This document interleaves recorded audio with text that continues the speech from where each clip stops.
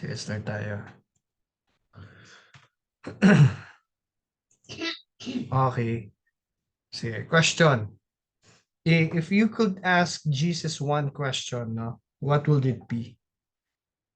For example, pwedeng nari ngayon bigla mo siya nakita or ano ka no, parang present ka nung time ng Bible New Testament, nandun ka. Tapos bigyan ka ng opportunity to ask him just one question. Ano yung question na yun?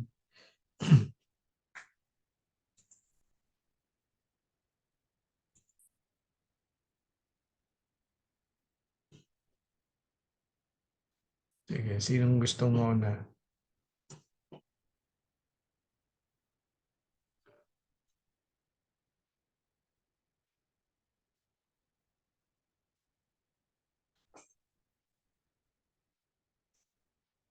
Sige nga, bro Joseph. Ikaw yung unang sumandal eh. Parang may naisip ka. Nakita ko yung chat ni Miss Janet eh. Ay, hindi ko nakita. Siya una na galing. Yeah. Sa akin, siguro ang first question is, Lord, ikaw ba yung sasalubong sa akin sa araw ng pagkamatay ko? Galing, galing. Ikaw pa sasalubong na. Hindi, baka iutos na lang niya. Si Sis Janet, will you accept me to heaven? Ah, gandang question. Sino pa? Ikaw, Jeep.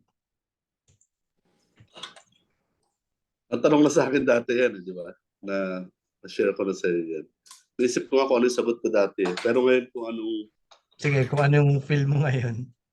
ano yung feel ko ngayon, tanong ko, Lord, nasa iyo na ba ako? Oh, Parang gusto ko marinig yung assurance sinabi na. niya doon. Gusto ko marinig yung sinabi niya doon sa cross, doon sa kasama niya namatay. From now on, you will be with me in heaven. Parang Yung sa kanya talaga nang galing, no? Sa kanya. Galing, galing. Pap, Sige, sige. Sige, Mark. Tapos, puro gym na yan. puro gym Sabi, nakikita namin. Ano, no? Pound down nakikita namin sa screen. lalaki na ng katawan ng mga alaga mo, Pops. Ay, ay, ay. Kala ko nakita ko si Jesus dun eh. CCTV. Okay, sige. Lumalabas pala yung CCTV pag ganun. Sige, Pops. Ikaw, Mark. Ako siguro, tanong ko, bakit ako? Sa Bakit? maraming paraan, bakit ka nagpakita bakit kita nakita ngayon? Bakit Okay mo ako din, no? Okay din, no? choose Kasi mo kaya? yan yung bagay na hindi natin alam, no? Kahit sa Bible, hindi yan ano yun. Hindi yan nare-reveal, eh, na yung reason why choosing us. Sige, Carl, ikaw, bro. May delay yata kila Carl, eh. Medyo delay bro na ano dito eh. Pero maganda yung delay kasi nakakapag-isip ako ng konting Ganun din yun, bro.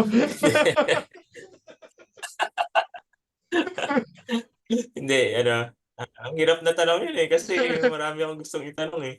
Oo nga, tama. Ako rin, eh. Diba, parang depende sa ano eh.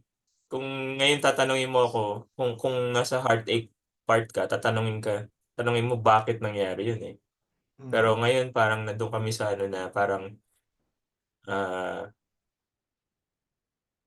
parang hindi ko nga rin alam eh. Parang na-blank rin ako. Parang Lord, may isasama ko ba yung pamilya ko? Parang ganun. Parang gusto kong tanongin na may isama ko ba yung pamilya ko? Yes, yes, tama. Kasama ka? Parang ganun. Parang yun yung gusto ko itanong. Kasi ayoko nang ako lang eh. Alam mo yun, parang siyempre gusto ko yung pamilya mo kasama. Yeah, tama.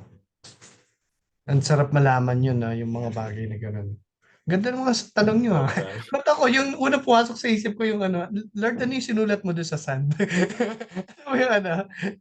Yung sumulat sa sand, tapos nag-alisan yung mga tao. Gusto ko yung tanong yun, ano ba sinulat mo ron, Lord? Ikaw, Ipe, meron ka, bro? Ako parang katulad yung ano, parang Lord, ba't ako? Yun yung isang tanong. Pero kung ano, kasi ako 'di ba sabi ko mahilig akong manood ng mga ano yun, yung mga biblical na scientific, yung ina-explain nila kung ano yung mga nangyari Yeah. sa Bible. Oo. Ang pinapanood ko kasi ngayon is yung ano yung kung totoo ba na yung crossing ng Israelites doon sa ano yun, sa Red Sea ba yun? Yes. Yung kay Moses. Oo. Kasi pinapatunayan nila yung kung paano sila nakatawid. So naghahanap sila ng artifact doon sa loob, sa ilalim ng dagat. So ang itatanong ko lang doon is, Lord, ganun mo ba talaga kamahal yung mga Israelites na yung parang ginawa mo lahat for them despite all. Parang ganun. Yeah. Na hindi naman deserving no, yung Yes. Israelites eh. Tama. Gusto mo marinig yung kung gaano niya kung bakit ang faithful niya sa kanila. Yes. Yes. Tsaka paano ba maglakad sa tubig? Oo nga on dry land no, lumakad sila. Di ba dapat maputik?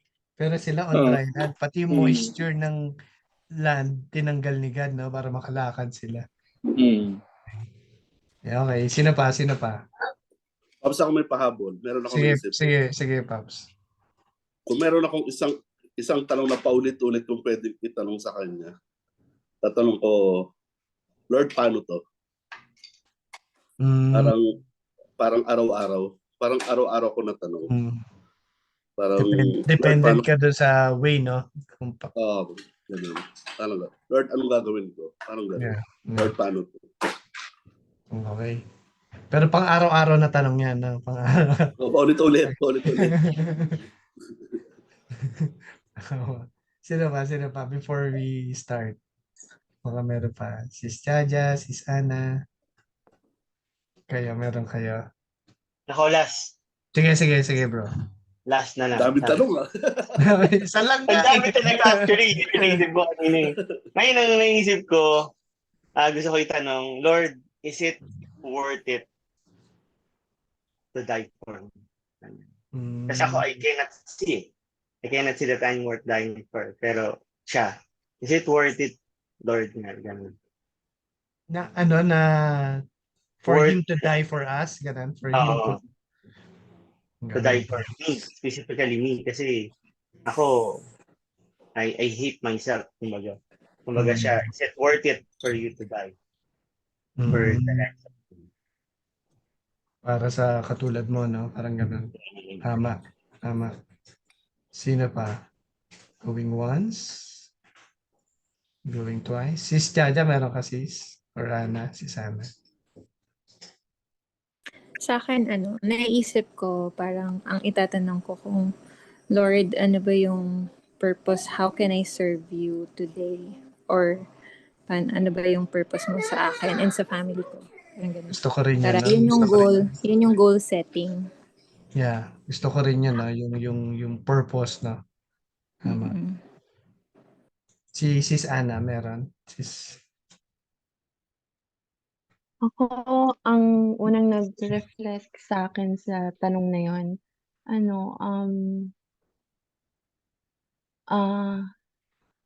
God, can I ask you some answer why it happened to my brother? Para lang magkaroon lang, kahit some glimpse lang ng answer.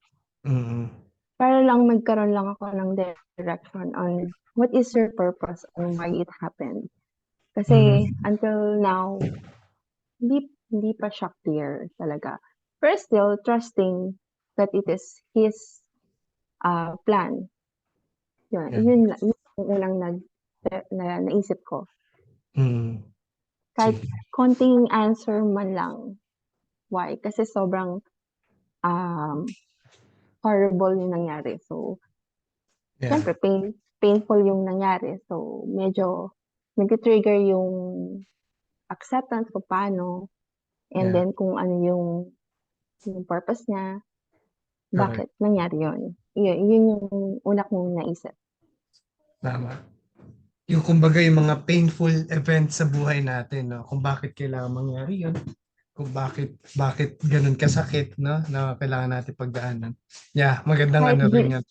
kahit glimpse lang. Although kahit alam ko naman sa sarili ko na pag in-explain ni God sa akin, hindi ko talaga siya maiintindihan kasi siya, alam na niya from start until the end. So ako, kahit na anong gawin kong pag-iintindi, hindi ko siya maintindihan. Kahit glimpse lang sana. Yeah. Pero yun ang naisip ko. Yan. Okay.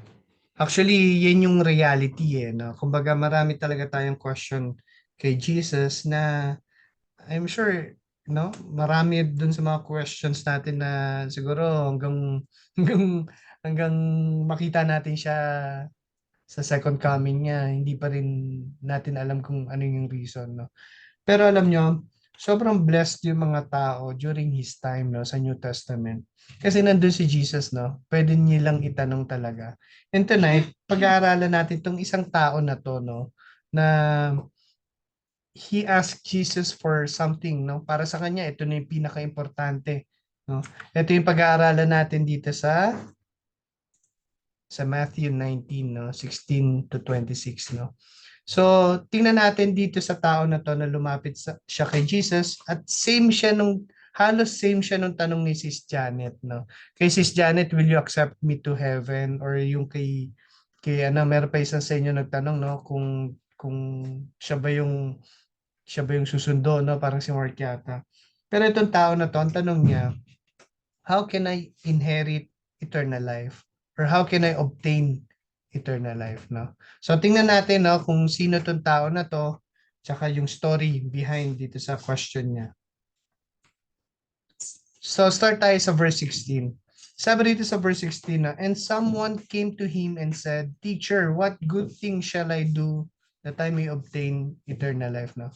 Pag titingnan natin tong verse na to, ang description do sa tao na to is someone lang, no? Pero alam niyo, sobrang sikat tong story na to, no, sa Gospels.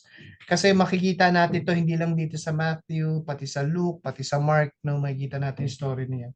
So, tingnan natin yung background, no, nitong tao na to. Pag titingnan natin to sa Matthew, sa verse 22, dinescribe siya as a young man, no? A young man. Yun yung description sa kanya ni Matthew. Sa Luke naman, ang description sa kanya, he is a ruler. A ruler, ibig sabihin, leader siya sa isang synagogue, no? Leader siya sa isang Sanhedrin. Ibig sabihin, meron siyang position, na mataas na position sa society. He is a young man. Pag sinabi natin young man, mga ano yan, mga teenager hanggang early or late 20s. Ganun ang young man para sa kanila. So isipin mo nasa ganung age lang siya, 20s. Tapos meron na siyang mataas na position sa Sanhedrin, no? Sa society nila, meron na siyang hinahawakang mga tao. At sabi ni Luke, for he was extremely rich, no? Grabe, no? Hindi lang siya mayaman, no? Talagang description ni Luke, extreme pa, no? Sobrang yaman, no? So try natin imagine, no? Sa murang edad niya, no? Narating niya yung status na to, may mataas siyang posisyon, tapos sobrang yaman pa niya, sobrang achiever pa niya nitong tao na to. Pero para sa kanya, meron siyang hinahanap no? Masasabi natin na nasa kanya na ang lahat, pero parang meron pa rin siyang gusto, no? At ano daw 'yon? Anong tanong niya kay Jesus? What good thing shall I do that I may obtain eternal life, no? Ibig sabihin, eternal life naman ang target niya ngayon. Nakuha na niya lahat, no? Na-achieve na niya lahat, no? Ngayon, nakatingin na siya vertically, no? Outside this world, nakatingin na siya sa heaven. And in his understanding, no, ano daw yung tool or vehicle para makuha to? Ano raw yung kailangan niyang gawin based sa line of questioning niya? Ano raw yun? Good thing. Good thing, no? Or good works, no? Ano yung pwede niyang gawing mabuting bagay para makarating sa heaven? Sa tingin mo, Pops, tama ba yung question niya o mali? Tama naman kasi ang perspective nila is yung anak Mm. 'Di ba? Yes. Yun yung ano nila na parang bound sila by law. Okay. Actually, meron nga tinanong yan before, no? Sabi ko, tama ba yung question na yan o hindi? Ang sagot niya mali. Kasi hindi naman talaga by good works. but by faith, sabi ng Bible. Pero alam mo, sa totoo lang, tama yung tanong niya. Tama yung sabi mo, Pops, kasi tama talaga yung tanong niya. Good works talaga. Yun talaga, para makarating ka sa heaven, dapat talaga good works. Pero ang question, anong basis mo ng goodness? Yun ang dapat na maliwanag, di ba? Kaya alam niyo si Jesus, no? Ano yan eh, master teacher yan eh. Bago siya, pansinin mo si Jesus pag may mga nagtatanong sa kanya. Before niya sagutin yung isang tanong, titingnan niya muna yung question, kung tama o mali. Na, sobrang ano yan ha, sobrang mahalaga yan kahit tayo pag may nagtanong sa atin, tingnan niyo muna yung question. Kapag mali yung question, kahit na anong gawin mong tamang sagot, mali pa rin ang kalalabasan nun. Kasi mali yung tanong eh. Kay Jesus titingnan niya, no? Kung mali yung question or may parang may conflict doon sa question, aayusin niya muna, liliwanagin niya. So paano paraan, no? Sabi niya, and he said to him, "Why are you asking me about what is good? There is only one who is good," sabi ni Jesus. "But if you wish to enter into life, keep the commandments." So, unang-una, parang ang layo na sagot niya, no? Pero alam mo, sobrang galing ng answer ni Jesus dito, no? Na-experience niyo na ba magtanong sa ano, Pops, sa mga bundok, no? Yung kunwari pupunta ka sa isang resort, sabihin mo, malapit na ba yung gantong resort? Sasabihin ng mga naglalakad doon, no, yung mga native, no? Oh, malapit na yun, nandiyan na lang yun. Tapos nakakatatlong bundok ka na, wala pa rin, di ba? Ang apat na bundok, tsaka mo lang makikita. Tapos isipin mo, ang layo-layo nito eh. Pero sinasabi nila ang lapit. Pero ang totoo nun, para doon sa tinanungan mo, malapit na sa kanila yun. Kasi isang bundok, dalawang bundok nilalakad lang nila eh. Eh, ikaw may kotse ka eh. So, mabilis lang sa'yo apat na bundok. Parang ganun, di ba? Ibig sabihin, hindi kayo nagkakaintindihan doon sa pagdating sa layo. Para sa kanya, malapit na yon, pero para sa'yo, malayo pa. Sabi ni Jesus, no, tinanong mo ako, what good thing you need to obtain eternal life? Hindi siya kinorek ni Jesus na mali yung tanong niya. Kasi sa totoo, tama yung good works. Yun naman talaga good works. Pero ang tanong, ano ang good para sa'yo? Dapat parehas tayo muna ng good, no? Dahil para kay Jesus, isa lang ang good. At sabi niya, there is only one who is good, and it is God. Si God ang basis ng goodness. No? Sa atin, when we say good, anong nasa isip natin? Jeep, pag sabing good, anong nasa isip mo, Pops? Works. Oh, di ba parang, kunwari, yung anak mo, gusto ko, mapangasawa mo, mabuting tao, ano ibig sabihin nun? Di ba, parang may Para trabaho, mapabuti. Para or mapabuti dito sa yeah, mundo. yeah, tama. Pero kumbaga, ang isang tao na good, anong itsura ng isang tao na good? Anong Perfect. characteristic niya? Perfect? Perfect. Malumanay. Malumanay magsalita, no? Parang gano'n na. Ako rin gano'n ako eh. Ganun. Pagka hindi Diba? Hindi makabasa pinggan. pinggan, no? Yung parang ang tingin natin sa ganun tao, good yun, di ba? Kaya nga alam mo, pag merong pag merong tawag nito, merong mga nagtatanong, ibig sabihin, pag hindi niya inaccept si Jesus, hindi siya mapupunta sa heaven, ang bait-bait ng kapitbahay ko na yun eh.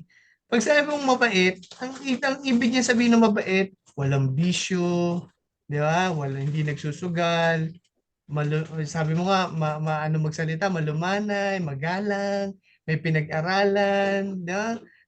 Yun yung good, no? Isa Yun pa yung yung good. Sige. Isa pa yung sikat na sikat yung salitang humble. Napaka-humble Yes. naman ito. Oo. Diba? Oo. Alam mo Diba? yung taong alam mo yung tao na kapag kami nagalit sa kanya, alam mo na yung nagalit na may diferensya. Kasi nga sobrang bait ng tao na yun, no? Alam mo yung mga ganun. May mga ganun akong mga kaibigan eh. Pag itong tao na to, pag may nainis sa kanya, yung tao na yun na may diferensya. Kasi ito sobrang bait. Di ba? Yun ang definition natin eh, no? When we say good. Ganun yung good para sa atin. Pero alam mo, ano ba sinasabi ng Bible na pagdating sa good? Sabi sa Romans, no? There is no one righteous. Not even one. Ni isa wala. No? Kasi sabi nga ni Jesus eh, yung basis ng goodness, si God. Ibig sabihin, no? Kahit yung pinakamabait mong kaibigan sa mata ng Diyos, hindi pa din siya mabait, hindi pa din siya good. Alam mo, sobrang gulat na gulat. Alam mo, nung una kong naintindihan to, no, at nabasa. Sabi ko, grabe.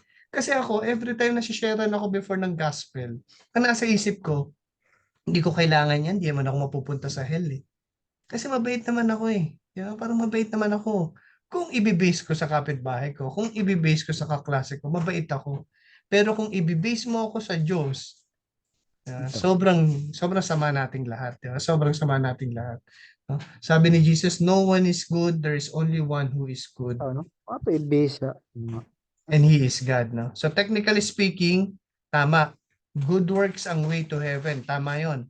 Pero yung batayan ng goodness, si God. Siya yung criteria ng being good. Tanong, sino makaka-qualify? Sino ang papasa sa criteria ni God? Wala. So tama si Jesus. There is only one who is good. Why? Because no one is righteous, not even one. Pero sabi ni Jesus, no? But, mabait talaga si Jesus eh. But if you wish to enter into life, yun naman ang gusto mo eh, di ba? To obtain eternal life. Keep the commandments. Keep the commandments. Gawin mo lahat ng sinasabi ni God, no? So, etong tao na to, again, he is a rich young ruler. So, alam niya yan. Alam niya, ruler siya eh. Alam niya yung mga nakasulat sa scripture. Di ba? So, anong tanong niya ngayon? Then, he said to Jesus, which ones? Alam niya. O sige, alin doon? Alin doon? Sige Mark, anong sagot ni Jesus? Alin daw doon yung commandments sa kailangan niyang gawin? Si Jesus to nagsasalita. Sabi niya, di ba? Yan, you shall not commit murder, adultery, not steal, do not bear false witness, honor your father and mother, and you shall love your neighbor as yourself. Yan. Kung base, hindi sinabi ni Jesus yung 10 commandments, no? 6 lang yata yan, no? Pero Mark, kung yung 6 lang, tanggalin na yun natin yung 4 doon sa 10 commandments. Okay ka ba? Papasa ka rito dito sa na perfect mo ba yan? Hindi. Bagsak na agad. Bagsak na no? Kahit nga ako eh. Sabi ko, last week lang o kahapon lang, nagawa ko na halos lahat yan eh. Talaga hindi natin kaya eh. Pero tingnan mo sagot nung rich young ruler. Mabait nga talaga tong tao na to eh. Sagot niya, all these things I have kept. What am I still lacking? Nagawa niya yung 6 na yun. Sabi ko, grabe na perfect ngayon. Parang ayabang eh, di ba? Pero tingin ko hindi siya nagsisinungaling eh. Tingin ko sincere siya talaga pagdating dyan eh. Kasi nga achiever siya eh. Kumbaga, goal-oriented siya eh. Pag sinabi mo bawal to, talaga hindi niya gagawin eh. Di ba? Pag ganoon talaga siyang tao, kaya nga, imagine 20 years old, no? Ruler na siya, extremely rich, tapos sobrang bata pa niya, may access pa siya kay Jesus, parang anytime yata pwede siyang nakakapunta siya kay Jesus, no? Meron siyang access na nakukuha. Pero in reality, ni isa dyan, tulad nating lahat, hindi naman talaga natin na perfect. Kasi tinaas pa ni Jesus yung level na yan. Ibig sabihin, pag sinabi murder, yung mag-isip ka lang daw ng masama sa neighbor mo, sabi ni Jesus, murder na yun. So talagang tinaas pa ni Jesus yung yung commandments na yan. Alam niyo no, in my experience in sharing the gospel, hindi ko talaga target na maintindihan nung tao or nung unbeliever yung gospel agad. Siyempre gusto ko maintindihan niya pero hindi agad. Ang gusto ko munang paintindi doon sa tao kasi na-experience ko nga to, that he is a sinner. Bakit? Kasi hanggat hindi mo kasi makita that you are a sinner, hindi mo kakailanganin ng Messiah eh. Hindi mo kailangan ng Savior. Diba? Kung wala ka naman problema, ba't mo kailangan ng Jesus? Hindi mo kailangan. Kaya ang una mong ipaintindi, no? Kailangan mo munang paintindi sa tao na hindi ka mabait. No? Kasi kung sa tingin mo, mabait ka naman at pag namatay ka, sure ka na sa heaven. Katulad ko, yung sinasabi ko nga, no? Sa isip mo, parang sa mata ni Lord, no? Okay ka. Lahat ng pagtulong mo sa mahihirap, natutuwa ang Diyos. So, hindi mo kailangan ng Savior. No? Parang gusto mo lang si Jesus para pampaswerte mo. No? Para siya mag-guide ng mga negosyo mo, para hindi ka malasin. Parang ganun, di ba? Kaya para kay Jesus, no, hindi gospel ang kailangan nitong rich young ruler. Kailangan niya muna makita na hindi siya yung tao na sa tingin niya kung sino siya. Hindi siya good. Sinner siya. And he needs a savior, no? Pero paano mapapakita ni Jesus yun sa kanya? Kailangan i-reveal ni Jesus yung totoo niyang condition, no? Alam mo, naisip ko, lahat tayo kailangan natin marinig kung paano ipe-perform ni Jesus to, no? Kasi most of the time, ganun din tayo. Pag meron na tayong ginagawang mali, usually hindi natin talaga nakikita. Blinded tayo, no? Blindside natin yan, eh. So, kailangan may mag-rebuke sa atin. Parang si David, no? Ni-rebuke siya ni Nathan. Or tayo, makinig tayo pag may nire-rebuke na tayo ng, ng, ng spouse natin, ng kaibigan natin. Di ba? Para makita natin, oo nga, no? Ito na pala yung totoo kong condition. Akala ko okay pa rin ako. Kaya ano sabi ni Jesus sa kanya? Sabi ni Jesus, if you wish to be complete, hindi pa pala siya kompleto. Akala niya kompleto na eh. Akala niya okay na eh. Pero sabi niya, di ba, ano pa kulang ko? What am I still lacking? Sabi niya. Sabi ni Jesus, okay, if you wish to be complete, kung gusto mo maging kompleto, ito na, go and sell all your possessions and give to the poor. At anong kapalit? And you will have treasure in heaven. Pag nagawa mo yon, sige, okay na. Come and follow me. Tanong ko, nakakatakot yan ha? Nakakatakot yung sinabi ni Jesus. Pero yan ba talaga ang kailangan nating gawin para ma-save? Kailangan ba natin talaga ibenta lahat ng ari-arian natin so we can follow Jesus? Ito ba yung gospel? Alam mo, para mag-gets natin tong verse na to, no? Dapat maintindihan nyo yung sa mga oras na to, nagpe-perform na si Jesus ng surgery. No? Nagpe-perform na siya ng surgery dito sa rich young ruler. Nilalabas na ni Jesus yung puso niya. Kasi sa isip niya, he deserves eternal life. Gusto lang niyang marinig kay Jesus. Kasi yun, alam mo yung humihingi lang siya ng yung hinihintay lang niya sabihin ni Jesus na, hindi, okay ka na, pasado ka na. Yun lang hinihintay niya, yung assurance na yun. Madalas, no, ginagawa sa atin ni God to, no, para makita natin yung totoo natin problema. Nilalagay niya tayo sa isang sitwasyon para magre-reveal kung ano yung totoo nating condition. Alam mo, sabi ko dati, I love God more than money. Talagang buong buo sa isip ko yun, no? Buong buo sa isip ko yun.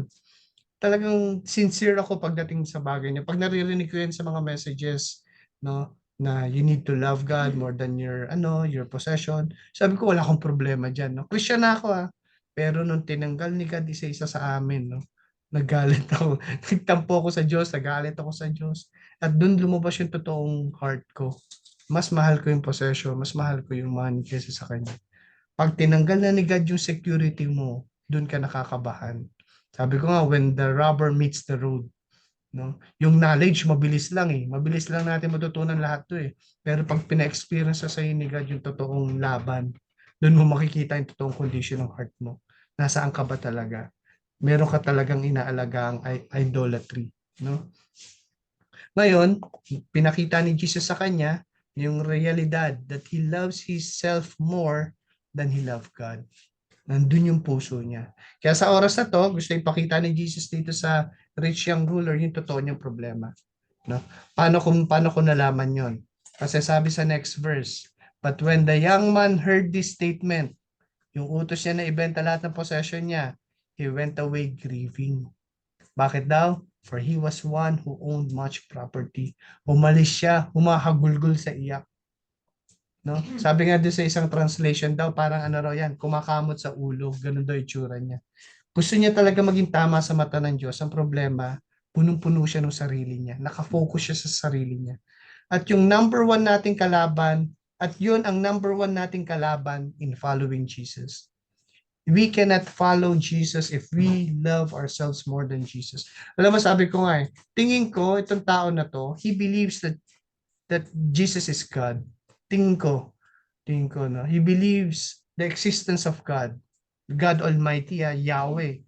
No? Yung the God of Abraham, the God of Jacob. Tingin ko naniniwala siya ron. Minsan clear sa atin that Jesus is our Savior. Nakaka-conflict tayo palagi doon sa if Jesus is our Lord. Yung Lordship niya. Magkaiba kasi yun eh. Pwede kang naniniwala that Jesus is our Savior, na siya talaga yung anak ni God the Father, at namatay talaga siya for your sins. Pero yung Jesus as your Lord, iba yun. Daily yun. Daily battles mo yun. Talagang araw-araw mo yung titingnan. Siya ba talaga ang Lord mo? Siya ba talaga nagko-control sa buhay mo? Siya ba talaga ang may hawak nung, nung trono ng buhay mo? Yeah? Kaya sabi ni Jesus, no? If anyone wishes to come after me, anong una niyang kailangan gawin? He must deny himself. Unang-unang kalaban mo in following Jesus, sarili mo talaga. Dahil lahat tayo, mahal na mahal natin sarili natin. No, hindi mo pwede sabihin na, Lord, I surrender my life to you. Pero oras-oras, pinoprotektahan mo yung sarili mo from hurting, ayaw mo masaktan, ayaw mo umalis na sa convenience. Nandun ka lang, no? Ayaw ko dyan, hindi na convenient sa akin yan. Lord, mahal kita. Hindi ako gagawa ng masama, pero ayoko yan. Hindi na convenient sa akin yan pag pumunta pa ako. Nandun ka lang sa ano mo, no? Nandun ka lang sa zone na yon. Hindi ka umaalis doon, no? Pagka nawalan ka na ng time, nawalan ka na ng money, nawalan ka na ng dignity, na bumaba na yung tingin sa'yo ng tao, parang iba na yan. Ibang level na commitment na yan. Ibig sabihin, mahal mo pa rin talaga yung sarili mo. Sabi ni Jesus, no, hanggat hindi mo i-deny yung sarili mo, pag sobrang mahal mo pa rin yung sarili mo, you cannot follow me. Yan. Denying yourself, paano mo madi-deny sarili mo? You need to take up your cross daily. Kailangan, no? Kailangan mong mamatay sa Kanya daily. Sobrang hirap na proseso niya, no? Jesus cannot be the Lord of our lives hanggat tayo pa rin yung nakaupo doon sa trono ng buhay natin. At alam mo yun. Alam mo yun, kung ikaw o si Jesus ang nakaupo sa'yo, siya dapat yung Lord. At kung Lord siya, servant tayo. Alam mo, meron akong kaibigan, no? Pinaalala ko sa kanya yon. Sabi ko, di ba servant tayo? Servant mentality. Sabi niya, nakalimutan ko na yan. Alam mo, nasa isip na lang niya, believer na lang siya. Nakalimutan na niya that he is a servant of the Lord. Parang siya na yung Lord eh. Parang si Jesus na yung pinapasunod niya sa mga gusto niya. Nakalimutan na niya that Jesus is Lord at siya yung servant. Diba? Hindi ito madali gawin, no? Hindi ito madali gawin. Pero alam nyo, hindi din ito mahirap. Ang totoo, imposible ito. Imposible yung proseso na yan. Kaya sabi ni Jesus, no? Truly, I say to you, it is hard for a rich man to enter the kingdom of heaven. Again, inulit na naman niya, it is easier for a camel to go through the eye of a needle than for a rich man to enter the kingdom of God. No? Hindi sinasabi ni Jesus na kung mahirap ka, mas kaya mo pumasok sa heaven. Hindi ganun yan, no? Kasi iba, ganun lang intindi ng iba di ba?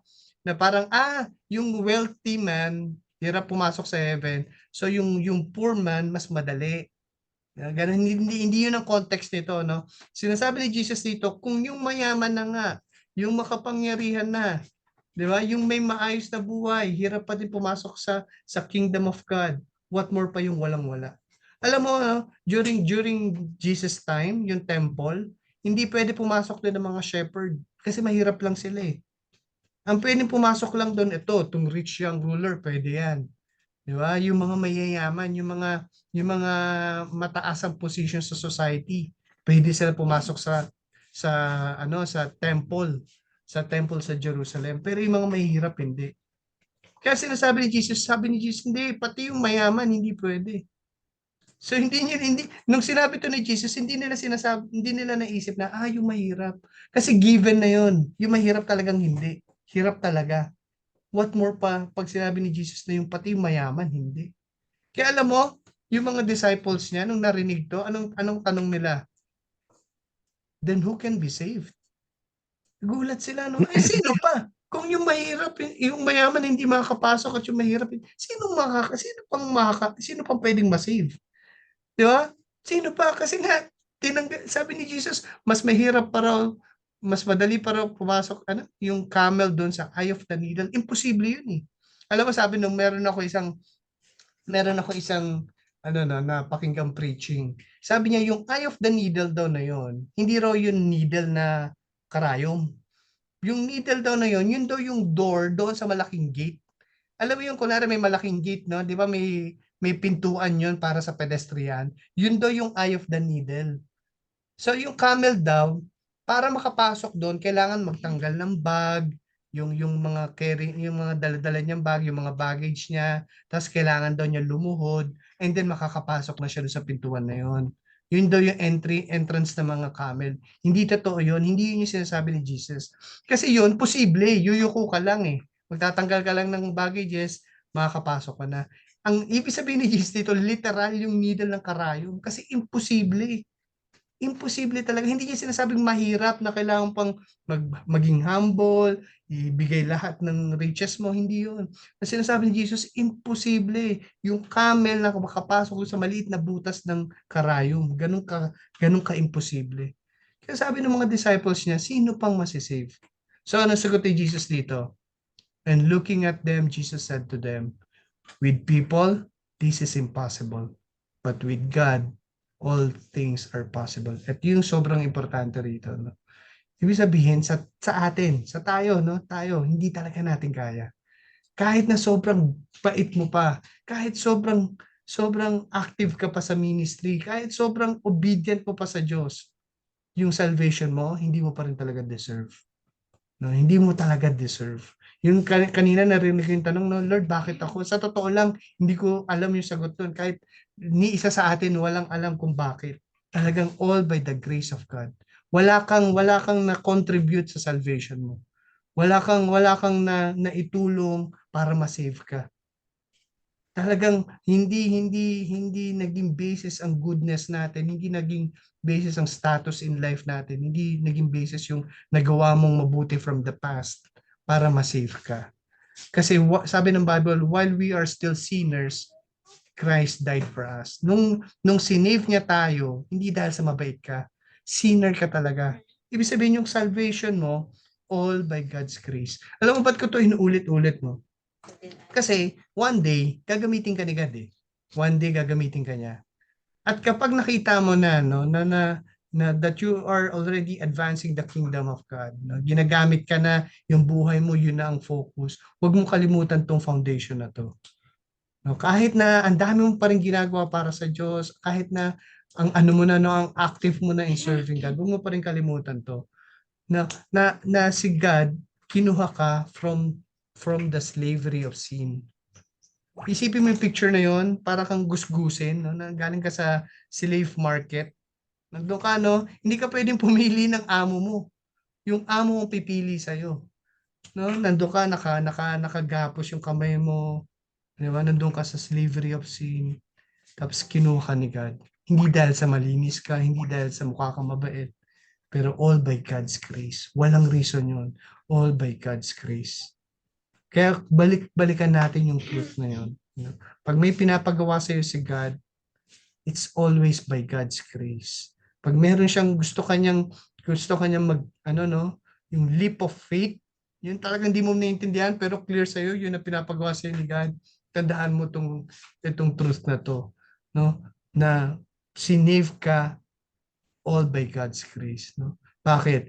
Kasi with people this is impossible, but with God all things are possible. At sabi sa Romans, no, very clear, no one is righteous, not even one. No? So ang criteria is the righteousness of God. At yun si Jesus. Ibig sabihin, every time na tinitingnan tayo ni God, hindi na yung righteousness natin ang nakikita niya. Ang nakikita na ni God sa atin, yung righteousness ni Jesus na nasa atin. Wala ka pa rin credit. Wala ka pa rin. Kaya talagang it's all about Him eh. It's all about Jesus eh. Every time na natutuwa ang Diyos sa'yo ngayon, hindi dahil sa'yo. Kung meron ka mang ginagawang mabuti ngayon, hindi dahil sa'yo, hindi mo napoproduce yun. Napoproduce yun ng Spirit ni Jesus na nasa iyo. Yung vine, pag nakikita nung gardener, yung vine na meron siyang fruit, hindi dahil sa tuwa siya sa branch. Ang galing nitong branch na to, nagpo-produce ng fruit. Hindi, natutuwa siya doon sa vine. Itong vine na to, nagpo-produce ng fruit. Walang credit sa'yo. Kasi hindi pwede ibigay ni God yung glory sa iyo eh. Masisira buhay mo. Lalamunin ka ng glory ni God. Ang gusto ni God, ang i-glorify mo, ang glorify niya yung Son. And the Son will glorify the Father. At yung relationship na yon ang nagbe-benefit nun tayo. No? So wag nating alisin yung truth na yon. No? And as we close, ito yung buhay, no? Ito yung buhay at story ng rich young ruler. Di ba? Nagkaroon siya ng chance to ask Jesus one question. At yun ang naging outcome. Nalungkot siya, no? Umalis siyang humahagulgol sa iyak. Pero alam nyo, meron pa isang lumapit kay Jesus, no? Kung ito is the rich young ruler, merong isang pumunta kay Jesus din. A rich old ruler. Matanda naman siya, no? Pero mayaman din at isa ding ruler, no? Sino to? Sino to, Mark? Yung rich old ruler? Nicodemus? Yes, si Nicodemus, no?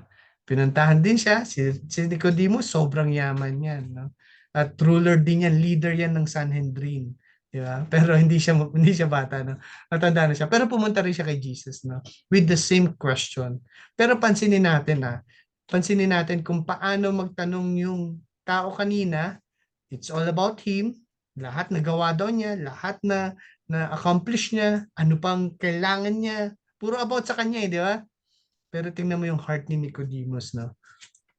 Sabi ni Nicodemus, Rabbi, we know that you are a teacher who has come from God. Ang focus na kay Jesus na, for no one could perform the signs you are doing if God were not with him. Nakita mo, no? Sa line of questioning pa lang ni Nicodemus, makikita mo na yung heart niya. It's not about him, but it's all about Jesus. Dinidescribe lang niya si Jesus. Ang hindi niya alam, gino-glorify na niya si Jesus. At nakikita ni Jesus yun sa kanya. So ano sinagot ni Jesus sa kanya? Same ba dun sa young ruler na you have to sell all your possessions and give to the poor? Ganun ba sinabi niya? Hindi, no? Iba sagot ni Jesus sa kanya. Dahil nakita ni Jesus yung heart niya, it's not about him, but it's about Jesus. Ano sagot ni Jesus? Very truly I tell you, no one can see the kingdom of God unless they are born again.